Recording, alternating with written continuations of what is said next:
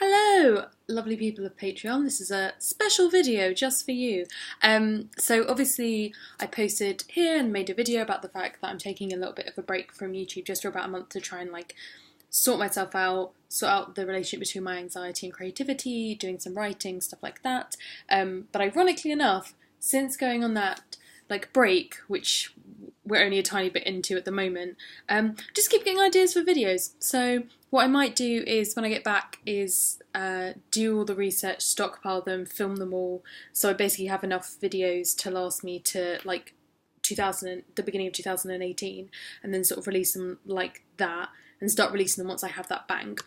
So stuff that I will be doing is a video on should gay people visit homophobic countries, a video about whether we should support problematic artists, and you know, supporting their artwork and how that works, especially with, you know, people who are problematic in history who have since passed away, or people who are problematic but who are just one part of a much larger machine. Obviously in part inspired by everything that's come out about Harvey Weinstein, but also about most of Hollywood.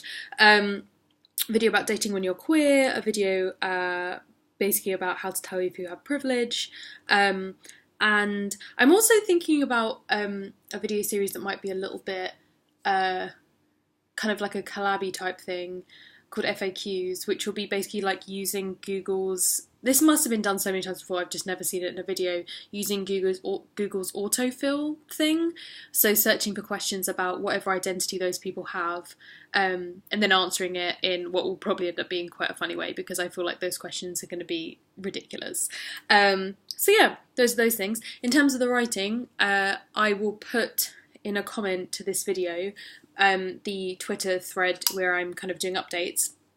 So I did a poll, and democracy is dead. So the poll said I should do the Witches novel, but I've ended up going with the dystopian short story. Although NaNoWriMo is coming up, so part of me's like, write the short film scripts now and then do the novel in November. And then another part of me is like, that's not physically possible with the time that you have, but we'll see.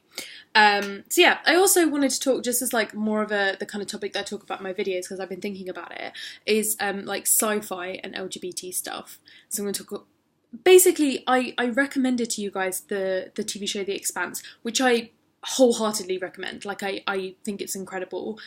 But it wasn't until I was thinking about it, and I've been talking about this stuff to do with like, you know, it has incredible diversity in terms of ethnic and racial diversity in a way that, say, Firefly, which is another show that I really, really loved, kind of fell down on. So Firefly had this world which was very, very inspired by Asian cultures, and there was this idea of a clash between them and kind of the states' cultures, I imagine.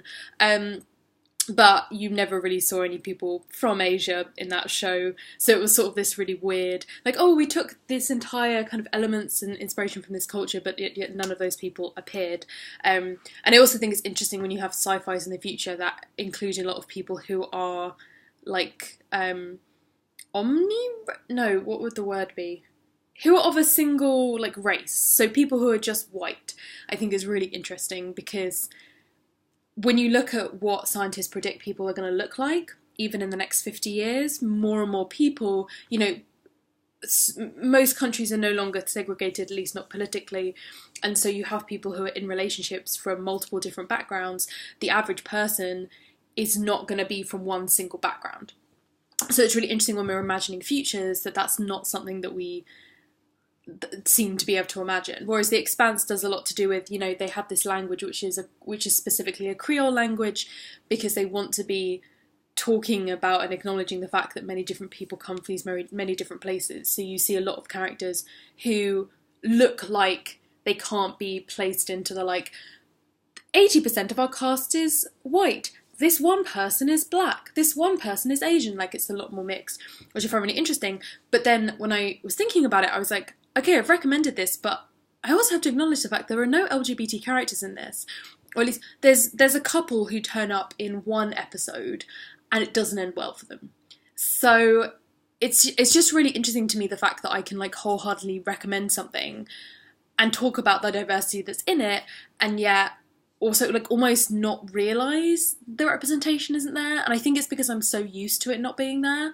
I'm so used to it being either like queerbaity or not quite acknowledged, or, you know, and this is a show that has multiple romantic relationships which are like intensely key, or are in the background because it's just someone who happens to be married, or, you know, it's mentioned. And so I think it's really interesting that that's not something that I've consciously was thinking about while I was watching the show. However much I think that people in the YouTube comments section seem to think that I just watch everything and then complain about how no gay people are in it. But I do think that sci-fi has such a unique ability to... Sci-fi that's set in the future has the ability to imagine a world which is better than this, or a world which is a dystopia which isn't necessarily just continues all of the terrible things that are currently happening, like homophobia. That's not a necessity. There was a piece that I read, really interesting piece about Blade Runner, about the new Blade Runner, and the fact that, like, can we not imagine a dystopian future that doesn't have sexism in it? Is it at all possible to imagine a future where awful things happen to everyone? So, you know, if you have all of these kind of prostitute characters who are being abused, specifically, these sex workers who are being, where it isn't like it's treated in Firefly, something which is a respectable business, but where they are being abused, why are they all women? If we're truly looking at dystopia, surely it will be for everyone, but it's this inability to go beyond what we already currently have, which I think is really, really interesting. I've probably mentioned this, but I did dystopian fiction as my undergraduate dissertation, so I'm like obsessed with it. But yeah, I think it is really interesting. Sci-fi as well had such an ability to have metaphors kind of threaded in. So In the Flesh is a show that I adore and which was cancelled way too soon. Thankfully, it is a show that you can watch and it's fine to have those 2 seasons. There's like one big cliffhanger, but you can just like pretend everything's fine with it. But that's based on zombies, or specifically after a zombie outbreak and the zombies have been cured, but they have to keep taking medication. Otherwise they'll become infectious.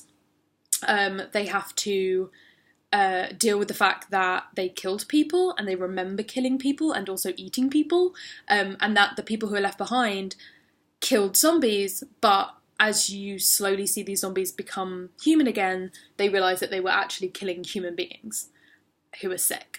And so it deals with a lot of stuff metaphorically and has good representation. It has kind of queer protagonists in it. Bisexual male protagonist actually is one of them, which is really interesting to see. And that is a show that I think the reason why I loved it so much is because it really was like, hey, we have a sci-fi, which means that we can do all of this stuff on a metaphorical level, but we don't just do it on a metaphorical level. So the whole, like, you know, dystopian YA where it's like, what if our love was forbidden? And it's like, oh, what if every gay kid's love was forbidden? Oh, it's happening right now. And then they don't include any gay characters in that. And I think the same thing happens when you have the whole, you know, all white people in Avatar, where it's like, hey, we're going to do this metaphor for like colonialism with these aliens, but also the aliens are going to be animated but voiced by some people of colour, some not, and then everyone else is going to be white. I just think it's very interesting the way in which the potential of sci-fi just doesn't quite get there. That was very rambly. I don't know if that was interesting at all. I'm kind of, if you like this whole chatty stuff, I thought maybe at some point we could do a live stream thing where you guys can jump on and we can chat, and it's a little bit more intimate, since obviously I'm not going to be doing like proper videos, at least for a month. So let me know what you think about that. Also, if you have any recommendations of sci-fi stuff, I can't remember who it was, but who asked for talking about LGBT and sci-fi, but here is the video that I made inspired by that. But yeah, if you have any that you think are really good, then please let me know. That'd be great. Sweet. Enjoy the rest of this fine October day, and I will see you guys later.